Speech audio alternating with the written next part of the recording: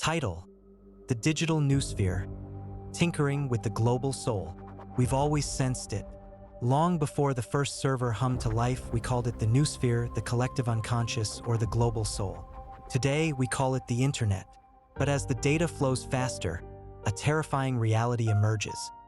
The internet isn't just a tool.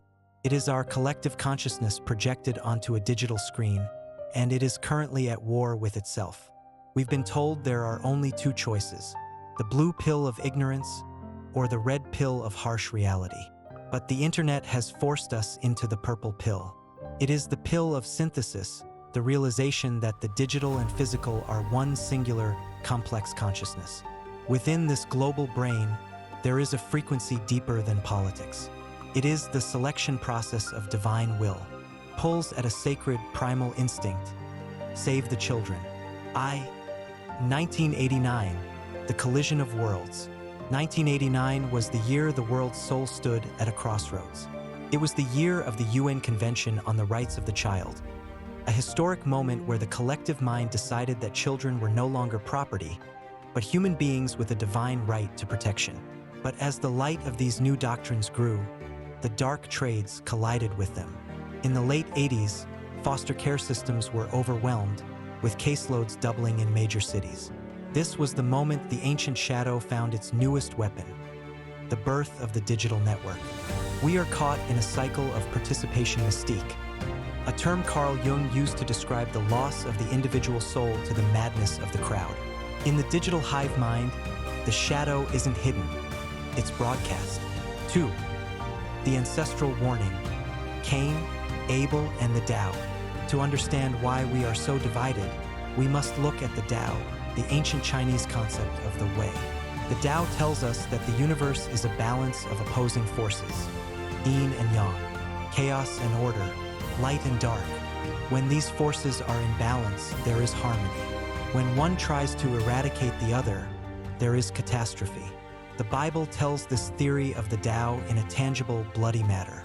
It begins with Adam and Eve, the birth of self-consciousness. To eat the fruit was to become aware of duality, to know good and evil. But that duality quickly turned into the first division: Cain and Abel. Cain represents the resentment that grows when we feel rejected by the system. Instead of looking inward to fix his own tinkering, Cain murders the other. He tries to solve his internal imbalance by deleting the competition. 3. The suitable versus the optimal. Divine will doesn't seek the optimal. It seeks the suitable. In 1989, thousands of individuals were selected by this frequency to build the foundations of the modern foster care and rescue systems. These people weren't perfect.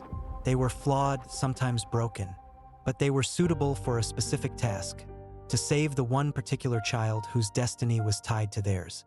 But where there is a pure call, there is also a predator. The shadow of the collective consciousness knows how to mimic the divine. We see it in the overseas trafficking rings and digital exploiters who use the very language of saving children to mask their crimes.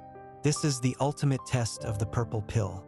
Can we tinker with our awareness enough to tell the difference between the true shepherd and the wolf? 4.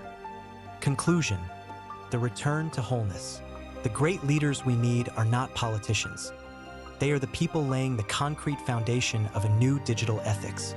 They are the role models who act on the divine will without seeking the spotlight. The internet is a heavy vibe, a digital double-edged sword, but it is not a lost cause.